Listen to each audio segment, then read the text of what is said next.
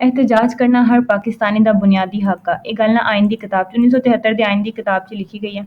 ਅੱਛਾ, ਇਹ ਗੱਲਾਂ ਨਾ ਸਿਰਫ ਕਿਤਾਬਾਂ ਜਿੰਨੀਆਂ ਹੀ ਰਹਿ ਗਈਆਂ। ਤੁਸੀਂ ਦੇਖ ਸਕਦੇ ਇਹਨਾਂ ਖਾਤੂਨ ਨੂੰ, ਇਹ 80 ਸਾਲਾ ਬਜ਼ੁਰਗ ਖਾਤੂਨ ਹੈ।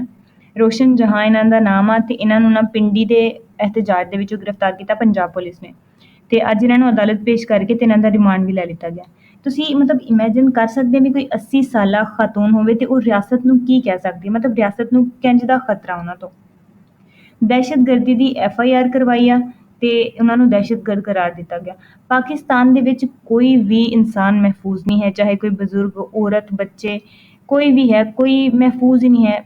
ਪੁਲਿਸ ਦੇ ਵਿੱਚ ਪੁਲਿਸ ਇੰਝ ਹੈ ਜਿਵੇਂ ਕੋਈ ਜ਼ਹਿਨੀ ਮਰੀਜ਼ ਬਣ ਚੁੱਕਿਆ। ਮਤਲਬ ਇਮੈਜਿਨ ਕਰੋ ਵੀ 80 ਸਾਲਾ ਬਜ਼ੁਰਗ ਖਾਤੂਨ, ਕਿਸੇ ਦੀ ਮਾਂ ਦੀ ਏਜ ਦੀ ਹੋਣੀ ਜਾਂ ਕਿਸੇ ਦੀ ਦਾਦੀ ਦੀ ਏਜ ਦੀ ਹੋਣੀ, ਪਰ ਫਿਰ ਵੀ ਕੋਈ ਇਹਨਾਂ ਨੂੰ ਤਮੀਜ਼, ਤਹਿਜ਼ੀਬ, ਇਖਲਾਕਿਆਤ, ਅਹਿਸਾਸ, ਹਰ ਸ਼ੈ ਤਬਾਹ ਹੋ ਚੁੱਕੀ ਹੈ ਬਿਲਕੁਲ। ਤੇ ਜਦੋਂ ਆਪਣੀ ਵਾਰੀ ਆਉਂਦੀ ਹੈ ਨਾ, ਜਿਵੇਂ ਕੱਲ੍ਹ ਉਹਨਾਂ ਨੇ ਪਖਤੂਨਾਂ ਨੂੰ ਦੇਖਿਆ ਤੇ ਇੰਝ ਅੱਗੇ ਲੱਗ ਕੇ ਭੱਜੇ ਜਿਵੇਂ ਪਿੱਛੇ ਮੌਤ ਦਾ ਫਰਿਸ਼ਤਾ ਦੇਖ ਲਿਆ ਹੋਵੇ। ਆਪਣੇ ਆਪ 'ਤੇ ਜਦੋਂ ਪਹਿਨੇ ਨਾ ਫਿਰ ਇਹਨਾਂ ਨੂੰ ਪਤਾ ਚੱਲਦਾ। ਤੇ ਹੁਣ ਇਹ ਟਿਸ਼ੂ ਪੇਪਰ ਤਰ੍ਹਾਂ ਯੂਜ਼ ਹੋਣ ਡਿਆ। ਤੇ ਨਾ ਹੀ ਪੰਜਾਬ ਦੀ ਜਿਹੜੀ ਨਾਮ ਨਿਹਾਦ ਵਜ਼ੀਰ ਆਲਾ ਬਣੀ ਬੈਠੀ, ਉਹਨੂੰ ਕੋਈ ਸ਼ਰਮ ਹੈ ਵੀ ਤੂੰ ਇੱਕ ਆਪ ਔਰਤ ਹੋ ਕੇ ਤੇ ਚੈੱਕ ਕਰ ਵੀ ਤੂੰ ਕਰਨ ਕੀ ਰਹੀ ਹੈ। ਨਾ ਹੀ ਕੋਈ ਤਨਜ਼ੀਮ ਹੁਣ ਔਰਤਾਂ ਦੀ ਹਕੂਕ ਵਾਲੀ ਬੋਲੇਗੀ ਵੀ ਇੱਕ ਬਜ਼ੁਰਗ ਖਾਤੂਨ ਨੂੰ ਤੁਸੀਂ ਗ੍ਰਿਫਤਾਰ ਕਰ ਰੱਖੇ। ਕੁਛ ਵਾਕਿਆਤ ਐਂਦੇ ਹੁੰਦੇ ਵੀ ਜਿਨ੍ਹਾਂ 'ਤੇ ਬੰਦੇ ਕੋਲ ਅਲਫਾਜ਼ ਨਹੀਂ ਹੁੰਦੇ ਵੀ ਬੰਦਾ ਉਹਨਾਂ ਨੂੰ ਕਿਵੇਂ ਬਿਆਨ ਕਰ ਸਕੇ।